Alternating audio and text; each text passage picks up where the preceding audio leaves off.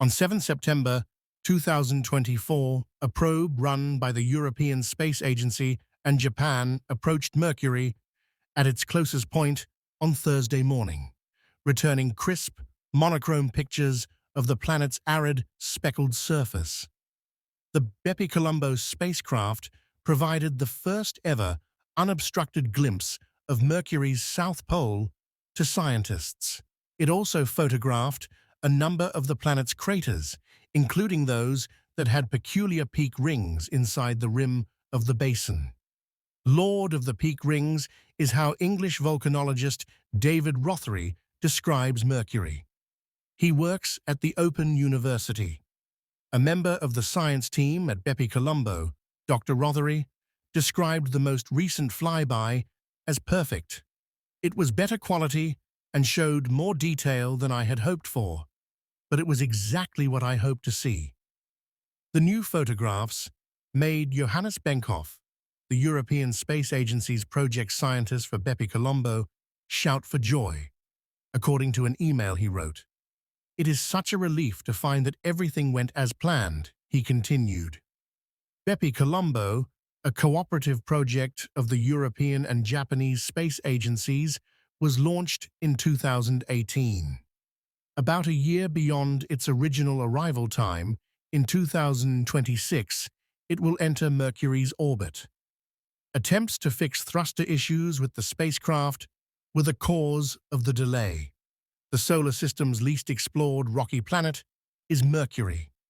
Scientists seek to utilize the Bepi-Colombo mission to learn about the origins and evolution of Mercury by examining its composition, geology, and magnetic field. The mission consists of two orbiters, one more focused on the planet's geography and the other gathering data about its surrounding space environment. Because spacecraft accelerate when traveling toward the Sun, Mercury is a challenging planet to reach.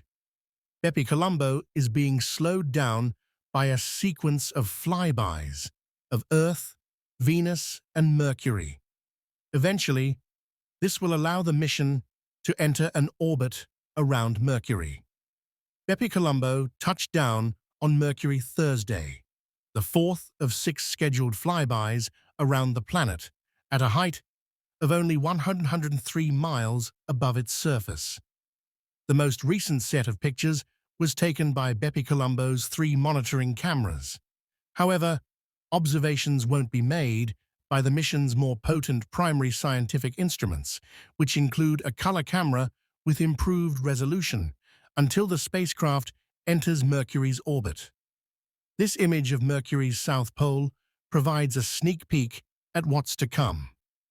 Bepi-Colombo is anticipated to gather more data on the planet's southern hemisphere than NASA's Messenger probe, which was destroyed in 2015, following an 11-year mission. There are many secrets on Mercury. It has a rather large core relative to the surrounding rocky shell.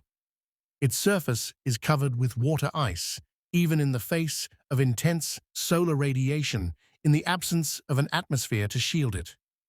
The planet is rich in volatiles, or elements that are thought to evaporate easily on planets with high temperatures, such as potassium, sulfur, and chlorine. It also has an unusual magnetic field. According to Dr. Rothery, this would suggest that Mercury originally formed further out in the solar system than it does now. "It's a paradoxical place," he said. Bepi-Colombo will cruise around the Sun for over 2 years after its final flybys in December and January of 2026, and then it will enter Mercury's orbit by the end of 2026.